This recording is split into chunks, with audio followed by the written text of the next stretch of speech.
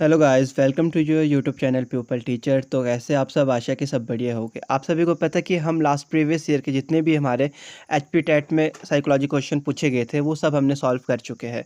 तो आज हम करें अपना 2022 का जो साइकोलॉजी सेक्शन है उसको डिस्कस कर रहे हैं। ये वीडियो करते हैं हम शुरू।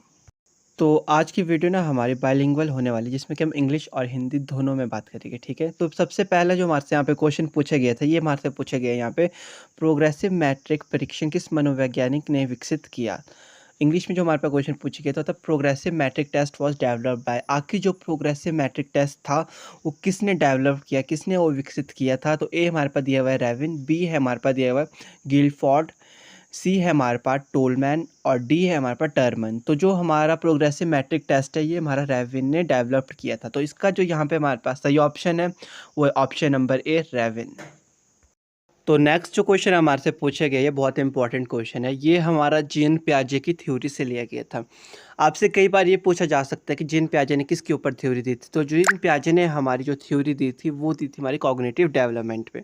तो यहाँ क्वेश्चन था हमारे पास, हिंदी मीडियम में पूछे गए थे। यहाँ पे जीवन का सबसे कठिन काल माना जाता है। आखिर जो हमारे जीवन में काल होते हैं ना, जैसे कि इन्फेंसी स्टेज हो गया, चाइल्डहुड, एडल्सन, अडल्ट, इस एज में कौन सा सबसे कठिन काल है, ठीक है। इंग्लिश मीडियम में जो क्वेश्चन पूछा गया था वो था हमारे पास, which stage is consider most difficult period of life. ऐसी कौन से पीरियड है लाइफ में जहाँ पे कि हमारे को बहुत ज़्यादा प्रॉब्लम्स होती है। तो ए था हमारे पास इन्फेंसी स्टेज, बी है चाइल्डहुड, सी है हमारे पास एडोल्सन, एडोल्सन बोलते किशोर अवस्था, और डी है हमारे पास अडल्टहुड। तो इसका सही ऑप्शन है हमारे पास ऑप्शन नंबर सी, एडोल्सन। क्योंकि एडोल्सन हमारी एक ऐसी स्टेज है जो कि हमारी बहुत डिफिकल्ट पीरियड होता है हमारी लाइफ का। नेक्स्ट क्वेश्चन को शुरू करने से पहले एक इम्पॉर्टेंट इन्फॉर्मेशन आपको बतानी थी। हमने एचपी जेपीटी टैट का न्यू बैच ओपन किया, जो कि 2025 में आपके पास जो टैट होने वाला है उसकी ऑनलाइन क्लासेस आपको वहाँ पर करवाई जाएगी। ऑनलाइन क्लासेस आपके गूगल मीट ऐप के ऊपर होके और साथ ही साथ रिकॉर्डेड क्लासेस भी आपको प्रोवाइड की जाएगी। जितना भी आपको ऑनलाइन क्लासेस में करवाया जाएगा वो आपको रिकॉर्डेड करके भी बैच में प्रोवाइड किया जाएगा। और इस बैच की टोटल फीस आपके 600 है और ये बैच आपका मई तक है। मई तक की टोटल फीस आपके 600 है। अगर आप बैच को ज्वाइन करना चाहते हो तो मेरा व्हाट्सएप नंबर आपको स्क्रीन पे दिख रहा है, आप वहाँ पे मैसेज कर सकते हो। 17 ऑफ मार्च से आपकी ऑनलाइन क्लासेस स्टार्ट हो चुकी है। क्लासेस का जो टाइमिंग रहेगा वो आपका इवनिंग सेक्शन में रहेगा।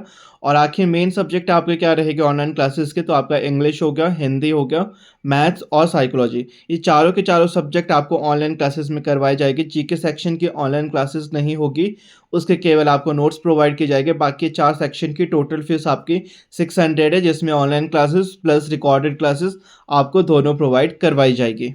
नेक्स्ट अब हम बात करते हैं क्वेश्चन नंबर 3। बहुत इंपॉर्टेंट क्वेश्चन है हमारा। देखो, आपके पास साइकोलॉजी में बाहर से कोई भी क्वेश्चन नहीं आता है। आपके पास जो बुक में टॉपिक्स है उसके रिगार्डिंग क्वेश्चंस आते हैं। हाँ, आपसे क्वेश्चन घुमा फिरा के पूछ दिए जाएंगे, थोड़ा कंफ्यूज करके पूछा जाएगा, थोड़ा जो लेवल है वो हाई करके पूछ सकते हैं, पर जो क्वेश्चन है वो आपका साइकोलॉजी का कभी भी बाहर से नहीं आता। टैट दे दो, सी टैट दे दो, सी टैट में भी इवन की सारा का सारा आपका साइकोलॉजी सेक्शन सेम आता है, ठीक है। तो यहाँ पे क्वेश्चन पूछा गया था, फ्राइड के अनुसार इट डैश सिद्धांत पर आधारित है।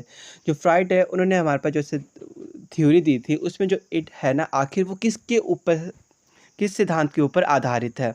इंग्लिश सेक्शन में जो हमसे क्वेश्चन पूछा गया था ये था, according to Freud it is based on dash principle. ए है सौरव, सौरव बोले तो दुख, दुख के ऊपर क्या इट हमारा बेस्ड था। फियर, फियर होता है डर, डर के ऊपर बेस्ड था। नेक्स्ट है सी, रियलिटी वास्तविकता, और डी है प्लेजर। अब देखो, जब हम इट की बात कर रहे हैं, according to Freud it is based on the principle of pleasure. जो हमारा इट है वो प्लेजर के प्रिंसिपल के ऊपर बेस्ड है। तो यहाँ पे सही ऑप्शन है हमारा option number D, pleasure. Pleasure बोले तो सुख, सुख के सिद्धांत पर आधारित है। तो नेक्स्ट बात करते हैं क्वेश्चन नंबर 4। क्वेश्चन नंबर 4 पे आपके पास बहुत इंपॉर्टेंट क्वेश्चन। देखो, क्वेश्चन आपके पास हमेशा रिपीटेड होते हैं, कहीं ना कहीं आपसे क्वेश्चन ना रिपीटेड होता है। इस साल पूछा जाए क्या पता आपसे क्वेश्चन। तो क्वेश्चन क्या था हमारे पास, which psychologist use nonsense syllables as a learning material. ऐसा कौन सा साइकोलॉजिस्ट था, ऐसा कौन सा मनोवैज्ञानिक था जिसने कि नॉन सेंस सिलेबस को as a learning material use किया था। तो ये थे हमारे एबिन घोष। तो यहाँ पे सही ऑप्शन है हमारे पास option number C, Ebbinghaus. Next बात करते हैं क्वेश्चन नंबर 5 हमारे से पूछा गया था यहाँ पे, बुद्धि व सृजनात्मक रचनात्मकता में किस प्रकार का संबंध पाया जाता है? देखो, इंटेलिजेंस और क्रिएटिविटी के बीच आखिर कैसा रिलेशनशिप पाया जाता है? पहले तो आप इस बात को याद रखना, क्या आखिर क्रिएटिविटी और इंटेलिजेंस के बीच रिलेशनशिप होता है? आपसे क्वेश्चन कुछ भी पूछ सकते हो फिर आके, क्योंकि इंटेलिजेंस एक ऐसा टॉपिक है आपका और क्रिएटिविटी एक ऐसा टॉपिक है जिसके रिगार्डिंग क्वेश्चन आपसे पीछे भी पूछे गए, जब क्योंकि हमने जितने भी अभी तक क्वेश्चन को सॉल्व किया है अभी साइकोलॉजी सेक्शन के, वहाँ पूछा गया है आपके पास, ठीक है। कई बार आपसे क्रिएटिविटी अलग करके पूछ जाती है, इंटेलिजेंस अलग करके। तो अगर कभी बाय द वे आपसे यही पूछ दिया गया क्या क्रिएटिविटी और इंटेलिजेंस के बीच रिलेशन है, तो आपका आंसर क्या होगा, तो आप एक कमेंट करके बताइएगा। तो यहाँ पे हमसे पूछा गया था आखिर कितना परसेंट बोले या रिलेशनशिप है भी है कि नहीं है, तो ए हमारे पास 0 बिल्कुल भी नहीं। बी नेगेटिव, नेगेटिव रिलेशनशिप कैसे हो सकता है आपका कभी भी किसी का बुद्धि और सृजनात्मकता के बीच में।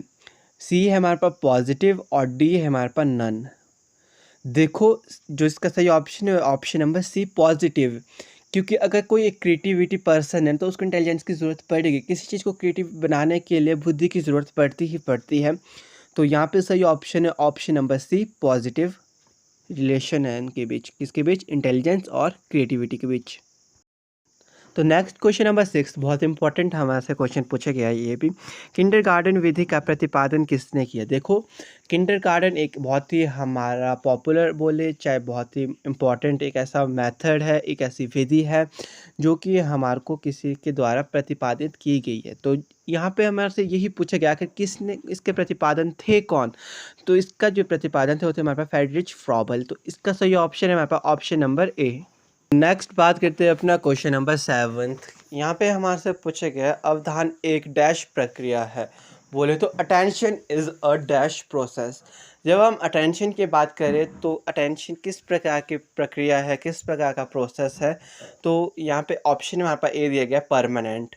देखो, आप परमानेंटली अटेंशन नहीं रह सकते किसी भी चीज़ के लिए, आपका जो अटेंशन स्पैन होता है ना वो बहुत ही कम होता है। तो परमानेंट तो आप अटेंशन कभी भी नहीं रह सकते, इसलिए परमानेंट प्रोसेस बिल्कुल नहीं है। बी है टेम्परेरी। टेम्परेरी का क्या मतलब है, अभी आप परमानेंट है मतलब अटेंशन है फिर नहीं है, टेम्परेरी भी नहीं है। सी है सिलेक्टिव। सिलेक्टिव हमारा यहाँ पे सही ऑप्शन, क्योंकि आपको खुद सेलेक्ट करते हैं कि आपको कब अटेंशन देना है, किस चीज़ के लिए अटेंशन देना है, कौन सी चीज़ इंपॉर्टेंट है जहाँ आपको अटेंशन देना है, तो आप इसको सिलेक्ट करते हैं। तो जो हमारी अटेंशन है वो एक सिलेक्टिव प्रोसेस है, ना ही वो परमानेंट है ना ही वो टेम्परेरी प्रोसेस है। तो यहाँ पे सही ऑप्शन है हमारे पास option number C selective. Next बात करते हैं क्वेश्चन नंबर 8। ये क्वेश्चन भी आपसे कभी ना कभी पूछा ही जाएगा, क्योंकि ऐसा क्वेश्चन तो है नहीं कि एक बार आएगा तो उसके बाद कभी नहीं आएगा। आप इसको नोट डाउन करके रख लो क्योंकि बहुत इंपॉर्टेंट क्वेश्चन है। 8th क्वेश्चन क्या है, Bhatia battery is used for which test? आखिर जो हमारी भाट्य बैटरी का प्रयोग किस परीक्षण हेतु किया जाता है? कौन सा टेस्ट है जिसके लिए भाट्य बैटरी हमारे को यूज़ करनी पड़ती है? ए है इंटेलिजेंस, बी है पर्सनैलिटी, सी है क्रिएटिविटी और डी है हमारे पास एटीट्यूड। तो भाट्य बैटरी का टेस्ट हमारा जो यूज्ड होता है वो हमारा इंटेलिजेंस टेस्ट के लिए यूज़ होता है। तो सही ऑप्शन है हमारे पास ऑप्शन नंबर ए इंटेलिजेंस। तो अब हम बात करते हैं नेक्स्ट क्वेश्चन नंबर 9 हमारे से पूछे गए थे, the most important objective of education is? शिक्षा का अति महत्वपूर्ण उद्देश्य है। आखिर जो हम एजुकेशन ले रहे हैं, जो हम बच्चों का एजुकेशन दे रहे हैं, आखिर क्यों दे रहे हैं, उसका आखिर ऑब्जेक्टिव क्या है, मोस्ट इम्पॉर्टेंट ऑब्जेक्टिव क्या है, ये हमारे से क्वेश्चन पूछे गया है। ए है लाइवलीहुड, कि अपना जीवन जी ले इसलिए हम उसको एजुकेशन दे देते चलो। बी है learning, writing and reading, reading और राइटिंग किस तरीके से की जाती है ये सिखाने के लिए हम उसे एजुकेशन दे रहे हैं। सी है हमारे पास इंटेलेक्चुअल डेवलपमेंट, उसका बौद्धिक विकास कर लेना सिर्फ। और डी है हमारे पास ऑल राउंड डेवलपमेंट, जो बच्चा है उसको पूरी तरीके से उसका डेवलपमेंट करना, वो चाहे इंटेलिजेंस का टेस्ट डेवलपमेंट करे, चाहे फिज़िकली करे, चाहे मेंटली करे, चाहे सोशली करे, सब का डेवलपमेंट करना। तो जो हमारा मोस्ट इंपॉर्टेंट ऑब्जेक्टिव एजुकेशन का वो यही है, ऑल राउंड डेवलपमेंट, ना कि सिर्फ हमारा बौद्धिक का विकास कर लेना, लिखना पढ़ना ही सिर्फ बच्चे को आना चाहिए ये भी नहीं है, और वो सिर्फ जीवन ही जिए इसके लिए भी नहीं है। ताकि कि उसका पूरी तरीके से डेवलपमेंट होए, वो सब चीज़ों को अच्छे से समझे, किस तरीके से जीना है, किस तरीके से लाइफ को सर्वाइव करना है। तो इसलिए हमारा ऑल राउंड डेवलपमेंट होना भी ज़रूरी है। तो इसीलिए जो एजुकेशन का मोस्ट इंपॉर्टेंट ऑब्जेक्टिव वो है हमारा ऑल राउंड डेवलपमेंट। तो यहाँ सही ऑप्शन हमारा ऑप्शन नंबर डी। तो नेक्स्ट क्वेश्चन नंबर 10 हमारे से बहुत ही अच्छा क्वेश्चन पूछे गए यहाँ पे कि आखिर Maslow theory of motivation is also known as, जो मैस्लो की थ्योरी आखिर वो और किस नाम से जानी जाती है। ए है थ्योरी ऑफ ड्राइव, बी है थ्योरी ऑफ नीड, सी है हमारे पास थ्योरी ऑफ इंटेलिजेंस और डी है हमारे पास थ्योरी ऑफ पर्सनैलिटी। जो मैस्लो की थ्योरी ऑफ मोटिवेशन है वो हमारी थ्योरी ऑफ नीड से भी जानी जाती है। तो यहाँ पे जो सही ऑप्शन है हमारे पास वो option number B, theory of needs. तो नेक्स्ट अब हम बात करते हैं क्वेश्चन नंबर 11। बहुत ही अच्छा क्वेश्चन पूछा गया ये हमारे से यहाँ पे। Achievement, relationship, power are dash kind of motives. आखिर जो उपलब्धि है, संबंध है, शक्ति है, डैश प्रकार की अभिप्रेरक है। आखिर किस तरीके की मोटिव्स मिलती है इससे हमारे बच्चों को, ठीक है, किस प्रकार का है मोटिव्स है, किस काइंड का है। तो ए है बायोलॉजिकल, बी है एनवायरमेंटल, सी है इमोशनल और डी है साइकोलॉजिकल। तो इसका सही ऑप्शन है हमारे पास option number B, environmental. Achievement, relationship, power are environmental kind of motives. तो इसका सही ऑप्शन क्या है, option number B. Next question number 12 जो हमारे से यहाँ पे पूछे गया है वो है हमारे पास learning is the modification in a behaviour which is relatively.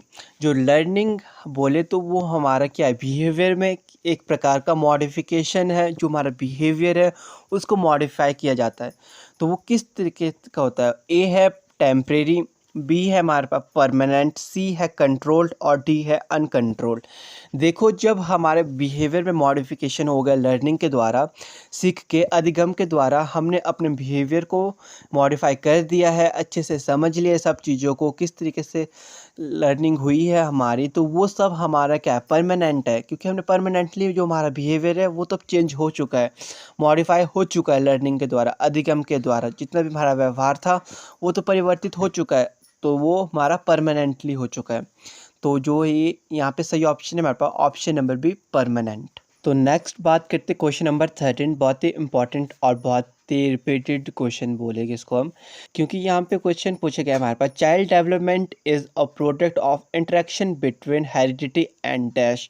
जो बालक का विकास हो रहा है वो आखिर किसके अंतक्रिया का परिणाम है, अनुवांशिकता व डैश। तो यहाँ पे ए ऑप्शन है फिजिकल डेवलपमेंट, बी है मेंटल डेवलपमेंट, सी है मोरल डेवलपमेंट और डी है एनवायरनमेंट। तो देखो जब भी बच्चे की डेवलपमेंट होगी तो वो हमारा जो प्रोडक्ट का ऑफ इंट्रैक्शन होगी वो हमारी हेरिडिटी एंड एनवायरनमेंट की होगी। तो यहाँ पे सही ऑप्शन है हमारे पास ऑप्शन नंबर डी, एनवायरनमेंट। तो नेक्स्ट बात करते हैं क्वेश्चन नंबर 14। बहुत ही इंपॉर्टेंट क्वेश्चन है हमारा ये भी, इसको भी आप नोट डाउन कर देना क्योंकि कई बार ना छोटे छोटे क्वेश्चन हम ऐसे ही छोड़ देते हैं। तो क्वेश्चन नंबर 14 हमारे से पूछा गया था यहाँ पे, who gave the concept of concrete, abstract and social intelligence. आखिर मूर्त, अमूर्त और सामाजिक बुद्धि का संप्रत्यय किसके द्वारा दिया गया था, किसने हमें कॉन्सेप्ट दिया था ये, तो ये हमारा थॉर्नडाइक का कॉन्सेप्ट था। थॉर्नडाइक ने हमें दिया था कॉन्क्रीट, एब्स्ट्रैक्ट और सोशल इंटेलिजेंस का कॉन्सेप्ट। तो यहाँ पे सही ऑप्शन हमारे पास ऑप्शन नंबर ए, थॉर्नडाइक। तो आज की वीडियो का हमारा लास्ट क्वेश्चन है क्वेश्चन नंबर 15। नेक्स्ट जो मोस्ट इंपॉर्टेंट 15 क्वेश्चन है डिस्कस करेंगे नेक्स्ट वीडियो में। तो क्वेश्चन हमारे से पूछे गए थे यहाँ पे, when two opposite motivation arise at the same time and when there satisfaction at the same time is called. जब दो विरोधी प्रेरणा एक ही समय में उत्पन्न हो और एक ही समय में जो हम चाहे संतुष्टि चाहे तो उसे क्या कहेंगे। ए है हमारे पास यहाँ पे दिया हुआ ऑप्शन में फ्रस्ट्रेशन और बी है हमारे पास दिया हुआ कॉन्फ्लिक्ट, सी है हमारे पास मोटिवेशन और डी है हमारे पास स्ट्रेस। तो इसका सही ऑप्शन है हमारे पास ऑप्शन नंबर बी, कॉन्फ्लिक्ट। तो आज की वीडियो में बस इतना ही, मिलते हैं अपने नेक्स्ट वीडियो में नेक्स्ट 15 क्वेश्चन के साथ। तो अगर वीडियो थोड़ी भी अच्छी लगी होगी तो वीडियो को लाइक शेयर कर देना और साथ ही साथ चैनल को सब्सक्राइब कर देना।